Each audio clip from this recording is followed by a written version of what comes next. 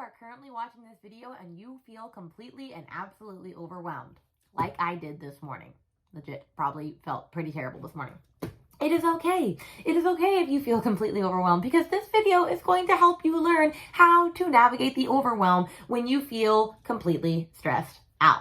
If you don't know who I am, my name's Rainey. I'm the timely teacherpreneur. I'm a teacherpreneur productivity mentor, so I help teacherpreneurs master their time and energy while scaling their business so that they can break up with busy, ditch the hustle and grind, and stop sacrificing their mental health. And on this channel, we provide all sorts of teacher seller and productivity tips and tricks to help you be the best teacher seller that you can be. So if that applies to you, make sure to like, subscribe, share, all of the things. But today's video is going to focus on how to still be productive when you feel completely overwhelmed. And I don't know about you, but I feel overwhelmed quite often, especially with having a 2-year-old. We are definitely in the terrible twos. And it just feels like sometimes you finally have time to sit down and focus and get some work done, and you just can't seem to, because there's all these millions of thoughts floating around in your head, and you start to feel completely overwhelmed and bogged down, and then you don't do anything and you wasted all of your time, and you just feel depressed because you can't seem to get out of this fog. And everybody's been there. It's okay. That's why I'm going to give you my top tips and tricks on what I do when I'm feeling completely overwhelmed, so that I actually can break through that barrier and get over to the productive side, because I promise you too can make it through. And that's what today's video is going to focus on. First thing that you're going to want to do, the number one thing that I always recommend doing, in fact, I believe I have a specific video on just how to do this alone, is brain dump it out. In fact, I know I have a video on that, so I will link it up here on how to brain dump effectively. But when your mind is running 1,000,000 miles an hour, your brain is completely full. I actually saw a long time ago Mel Robbins explain this really greatly. And she had this giant jug of water, and she had this tiny cup. And she said, so when you wake up in the morning, you start to think about, oh, I have to get my kids to school, and she's pouring the giant jug into the little cup. I have to take my kids to school, and then I have a doctor's appointment, and then I have to do this assignment that I was supposed to do yesterday, and then I have to walk my dog, and then I have to do this, and then I have to prep dinner. And of course, by the end, it's like overflowing, and it's all in the sink. And she's like, your brain can only take so much. And so then when you overload your brain starts to forget things that were really important, and then everything just jumbles together and you don't know what you should be doing compared to what really doesn't matter. And so when your brain is reaching that point of max capacity, you need to brain dump it out. And so what I want you to do, in fact, I actually recommend you to do this, even pause this video if you want to go do this, is to make a list of anything and everything that comes out in your mind. It doesn't have to be a specific to do. It could just be something that you remembered. It could be something that you need to tell someone. Just write anything and everything. Like, I don't care if it's in your mind, it goes on this piece of paper. I would take about 10-15 minutes to do this for yourself, and you're going to feel so much better once you do it. I'm going to do it myself too. Insert a montage of me doing just that.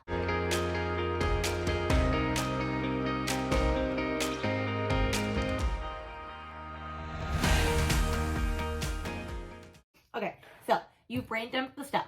That's the first step. It's out of your brain. Your brain should already feel that much lighter and at ease.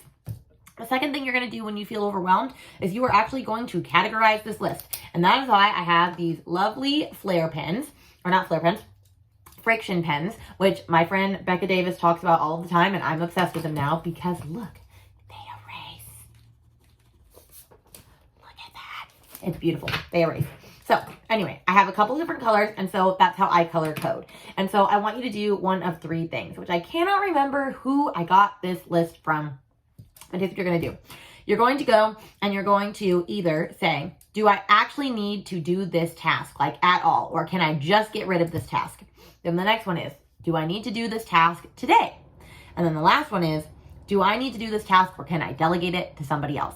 Because there are probably things on here that you can give to somebody else. Like my husband, for example, on here it says clean the fridge. And you know what? I'm going to give that task to my husband because I've been cleaning all day this morning and I just don't want to do that. And there's other things that I could give to, like, my VA. Like, for example, for the longest time, on a couple of my brain dumps, I had do my bookkeeping, do my bookkeeping, do my bookkeeping. And honestly, I just didn't want to do that. And so I kept going onto my brain dump list, and it was really stressing me out. And I finally hired a bookkeeper, and now my bookkeeper does all that, and I don't have to worry about it. And so that was the greatest thing I could have done. So you're just going to take some time, go through and cross things off the list that you do not need anymore, circle things that you need to do today, and I'm going to tell you to do less than 5 things for today. Like, do not give yourself more than 5. I would even stick to 3, which I've talked about before, the greater 3, because if you have 3 tasks to focus on, instead of like 10 in a day and you actually finish all of them, then you finished your checklists for the day and your to-do list, and your brain, like you're tricking your brain into thinking that you actually accomplished your entire to-do list. So I recommend only 3, 5 if you really have a lot of stuff you need to get done. And then put a star next to things that you can delegate to somebody else. And so insert a montage of me doing that once again.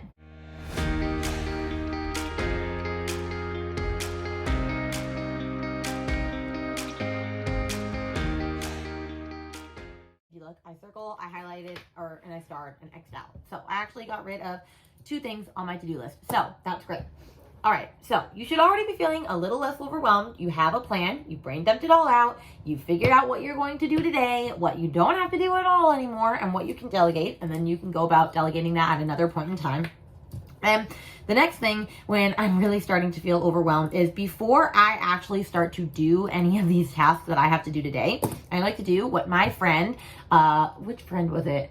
Purpose-driven mom, my friend Kara Harvey. She introduced this to me, the 15-minute tidy. You set a timer for 15 minutes and you clean your space. Why do I do 15-minute tidies? Because one, if I just say I'm going to tidy my workspace or I'm going to tidy the living room before I get to work, I end up spending an hour to 2 on it because I got distracted and I don't want to stop until I'm finished. Whereas if I put 15 minutes, I'm going to work even faster because I know I only have 15 minutes to get it done. And you will be amazed what you can get done in 15 minutes. Like, I'm serious. 15 minutes is a game changer. I like to do this in the mornings before I go to work. I like to do this right before I go to bed. It's part of my evening routines, the 15-minute tidy. And I also like to do it when my son is taking a nap. That is the first thing I do before I film or do anything else. I do a 15-minute tidy and I clean up and put all of his toys back in his room, even though they're going to be back out in like 5 minutes because that's what happens when you have a little kid. But do a 15-minute tidy. And then when you're done with that, start tackling these items. Just take them one at a time. So for example, one of mine says right now is to go to the grocery store, which I actually am waiting on my friend to come pick me up after my son gets off of his nap, because if you don't know, my car broke down again for the 5th time this year. Maybe I'll just have to do a YouTube video on how many times my car's gonna break down. But I have to go to the grocery store. And then another thing I had is to upload a TPT product tonight for Hispanic Heritage Month because it's in a video that I'm doing on my YouTube channel tomorrow. So that kind of needs to go up. And then my last thing for the day is to talk to my husband about our chore list because I feel like I'm starting to do a lot of the chores. And so that needs to be fixed. But anyway, I'm going to get to work on those and then I'll be back. A few tips for you. One is to actually make sure that you schedule in this time to do these tasks. And so let's say, for example, that you have a bunch of stuff on this list that needs to get done, but you didn't assign it for today. Then you're going to want to take time to assign it throughout the week. And so how I do that is through scheduling or time blocking, which we've definitely talked about time blocking before. I might have a video on that. If not, I have a podcast episode on it from my old podcast, and so I will link that down below. But time blocking is basically just chunking your time into different categories. Like maybe you have a work time block or block section. Maybe you have a family time block section. Maybe you have a like appointments time block section, whatever you have, a morning routine, an evening routine, all of those things. And you schedule these things in accordingly. So for me, let's go to the grocery store one. That would have to be obviously while my son is awake. And then I have a nap time block. That's where I will put like filming these YouTube videos and editing and creating TPT products when he's asleep and I'm not being bothered, because otherwise he's making a mess in my room.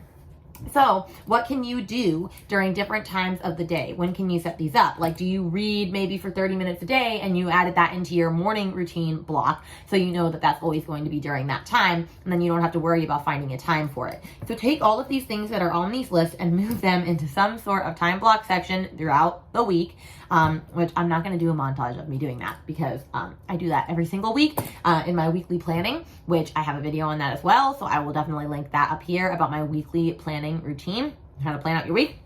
But that is definitely an important tip, so do not skip it. Relax and do some movement.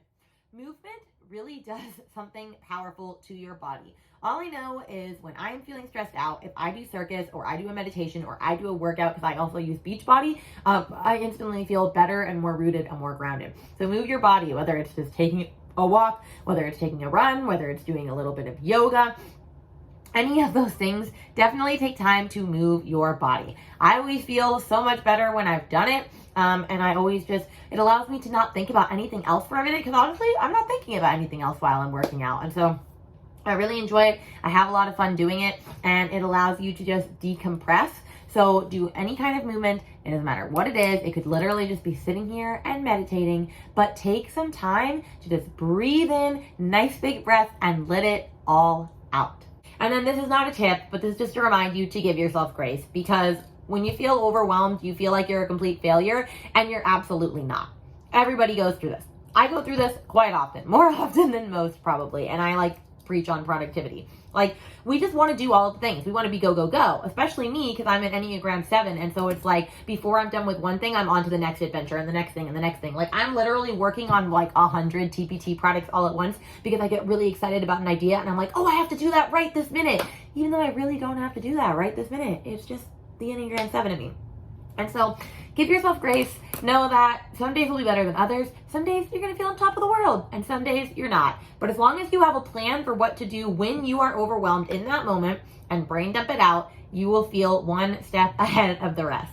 So I hope this video was helpful for you, and that you're able to kick overwhelm to the curb. If you have any other questions or any other tips that you would like to see regarding productivity or teacher seller things, drop them in the comments below. I'm really looking forward to seeing how you beat your own overwhelm. If you have different steps, definitely share that with me.